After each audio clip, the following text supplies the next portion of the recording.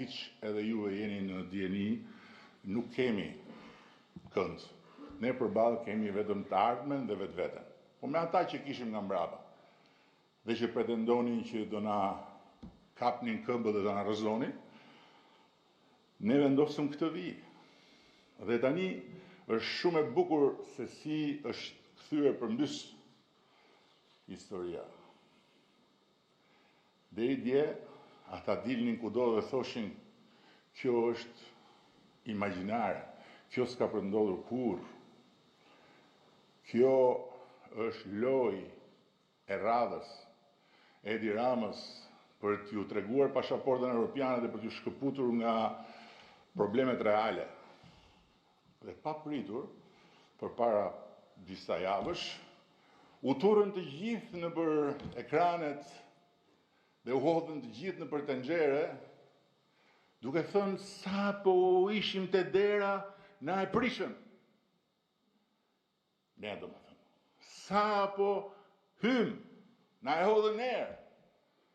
Madje, më ka bërë shumë përshtypje dhe është gjuna që unë kam parë në të vënd, pasi i thonë seriozisht gjitha ato që thonë. Edhe ka një shprehje që thotë budallaj, nuk është ai që thotë budallëgje, por është ai që mendon se budallëgjet që thotë janë gjëra të mençura. I beson dhe vetë.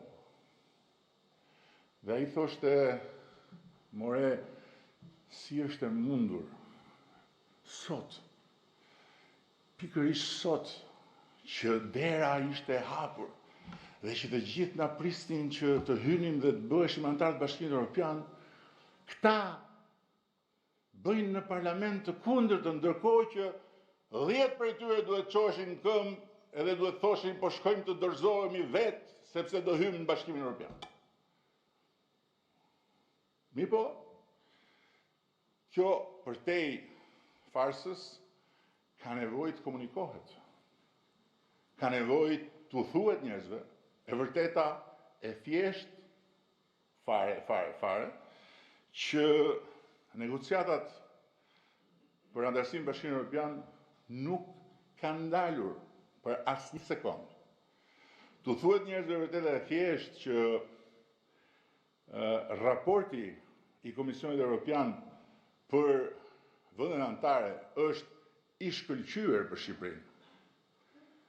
T'u thuhet njerëzve vërteta e thjesht që duan apo s'duan ata që s'duan dhe kur mos daqin, ne negociatat me Bashkimin Evropian do t'i mbyllim brenda mandatit ton.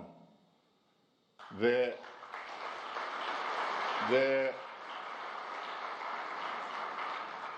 nuk ka mërgat kyqesh në Berlin që na ndal ne në këtë proces. Nuk ka mërgat kyqesh në Bruksel që e ndal Shqipërinë në këtë proces.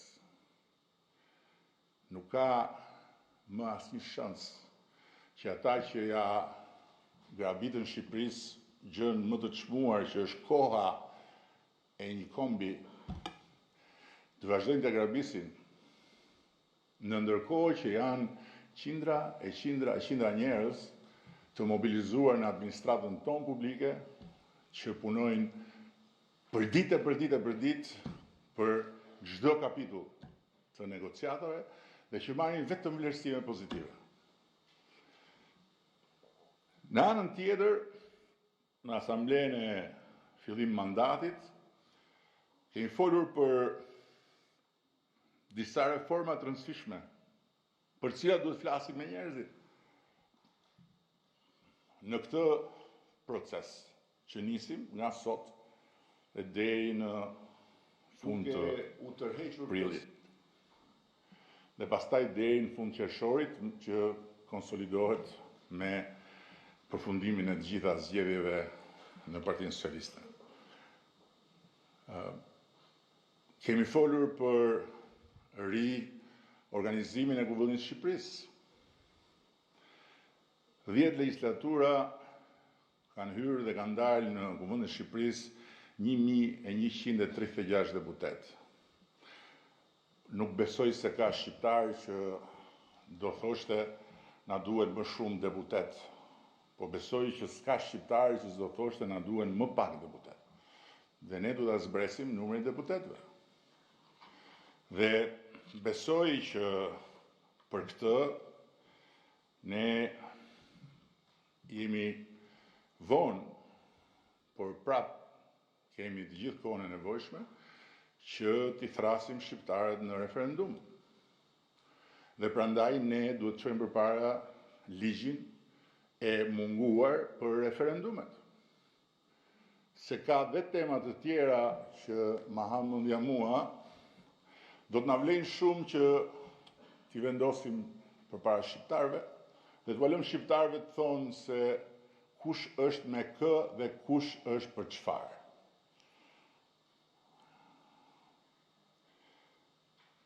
Kështu që besoj që ligji i ri për referendumet është plotësisht i realizueshëm brenda këtij sesioni të legjislaturës. Së dyti kemi folur për ligjin organik për funksionimin dhe organizimin e Kuvendit të Shqipërisë. Është i domosdoshëm edhe ai sepse Kuvendi i ka deputetët pa status. I ka të pa mjaftueshme burimet me të cilat funksionon. Dhe Kuvendi s'ka as shtëpi. Kemi thënë që duhet ta bëjmë Kuvendin me shtëpi.